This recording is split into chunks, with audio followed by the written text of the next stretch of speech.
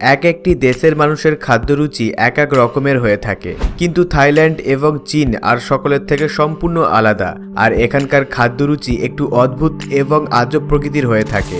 এই দুটি দেশে এমন কিছু স্ট্রিট ফুড বিক্রি হয় যা দেখার পর আপনার বমি হওয়াটা স্বাভাবিক। আপনাকে আগেই সাবধান করে দিলাম।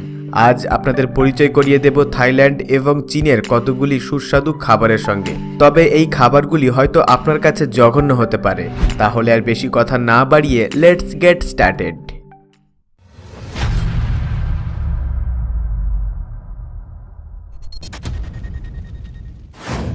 Snake soup China. সাপের মাংসের স্যুপ অনেকটা সময় ধরে চীনে প্রচলিত রয়েছে। চীনের মানুষজন বিভিন্ন বিষাক্ত সাপের চামড়া ছাড়িয়ে তার স্যুপ বানিয়ে খায়। গরম গরম স্যুপের সঙ্গে শক্ত শক্ত সাপের মাংস খেতে খুব একটা মন্দ লাগে না। সাথে জিভে জল আনার মতো মশলা তো রয়েছে। আপনারা হয়তো অনেকেই জানেন না, সাপের মাংস খাওয়ার জন্য চীনে সাপ চাষ করা হয়ে থাকে।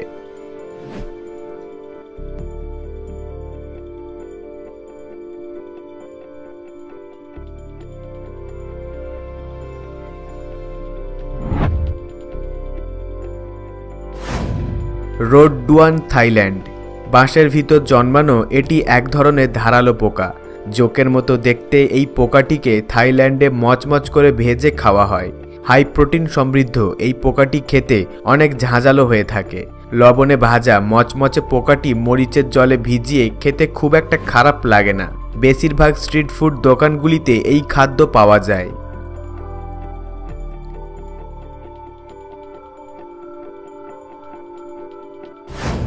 Pigs nose China. শূকরের নাক চীনের মানুষের কাছে খুবই জনপ্রিয় একটি খাদ্য। শূকর কাটার পর তার মাথা থেকে চামড়া সহ নাক কেটে নেওয়া হয়। তারপর নাকের ফুটোর মধ্যে নানান রকমের মশলা ঢুকিয়ে রান্না করা হয়। খেতে মুরগির কলিজার মতো এই খাবারটি অত্যন্ত সুস্বাদু, এমনটাই মন্তব্য করে চীনের সাধারণ মানুষজন। কিছু মানুষ এটিকে ট্র্যাডিশনাল খাদ্য বলেও মন্তব্য করে।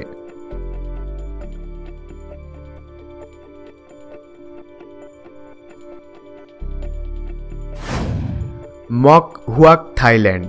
গ্রামের খাল বা স্বচ্ছ জলের পুকুরগুলিতে ব্যাঙাচি দেখতে পাওয়া যায়। ছোট্ট ছোট্ট কালো কালো ব্যাঙাচি একসাথে জলে ভেসে বেড়ায়। থাইল্যান্ডে এই ব্যাঙাচিগুলি খাবার হিসাবে বেশ জনপ্রিয়।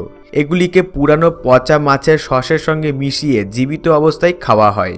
খাওয়ার সময় মুখের মধ্যে অজস্র ব্যাঙের নড়াচড়া টের পাওয়া যায়। সাথে পচা মাছের সসের গন্ধ আপনাকে আরও অনেকটা যন্ত্রণা দিবে।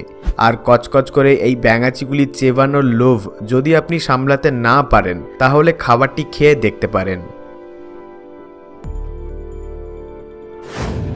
Crab scorpion fry China. বিষাক্ত কাঁটাযুক্ত বিছের কামড়ে প্রত্যেক বছর অনেক মানুষ মারা যায়, কিন্তু চীনের মানুষ এই সকল কাঁকড়া বিছের মধ্যে নানান রকমের মশলা মিশিয়ে তেলে ভেজে নেয়। এটা খেতে অত্যন্ত সুস্বাদু, এমনটাই মনে করেন চীনের সাধারণ মানুষজন। ভিতরের অংশটি চিংড়ি মাছের মতো। হালকা বিট লবণ ছিটিয়ে খেতে খুব একটা মন্দ লাগে না।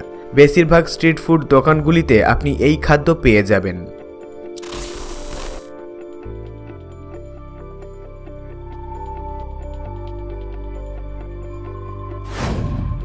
গংটেন থাইল্যান্ড। অদ্ভুত এই খাবারটির আরেক নাম ডান্সিং শ্রিম্প। মাছের সস, ধনেপাতা আর লেবু রসের মিশ্রণে তৈরি করা হয় চাটনি, আর তার মধ্যে ছোট্ট ছোট্ট জীবন্ত চিংড়ি মাছ ডুবিয়ে রাখা হয়। এটাতে চিংড়ি মাছগুলি প্রচণ্ড যন্ত্রণা পায় আর ছটপট করতে থাকে। থাইল্যান্ডের মানুষ মনে করেন এটাতে চিংড়ি মাছের স্বাদ আরও অনেকটা বেড়ে যায়, আর মাছগুলিকে কাঁচা অবস্থায় খাওয়া হয়।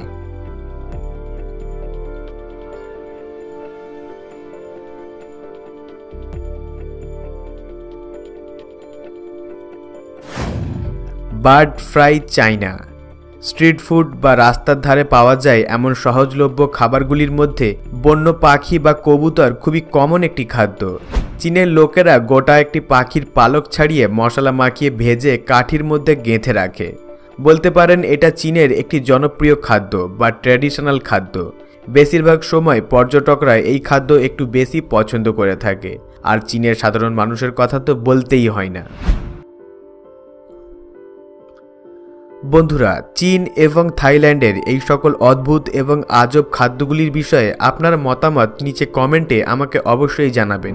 এর মধ্যে যদি কোনো খাদ্য আপনার পছন্দ হয়ে থাকে তাহলে সেটি কিন্তু জানাতে ভুলবেন না। আর ভিডিওটি ভালো লাগলে অবশ্যই লাইক ও শেয়ার করে দেবেন। আপনাদের মধ্যে যারা নতুন ভিউয়ার তারা এখনই আমাদের চ্যানেলটিকে সাবস্ক্রাইব করে নেবেন আর পাশে রাখা বেল আইকনটিতে ক্লিক করে অল প্রেস করে রাখবেন, যার ফলে ইউটিউব আমাদের প্রত্যেকটি নতুন ভিডিও নোটিফিকেশন সবার আগে পৌঁছে দেবে আপনার কাছে। সর্বশেষে thanks for watching, stay happy, enjoy all the movement.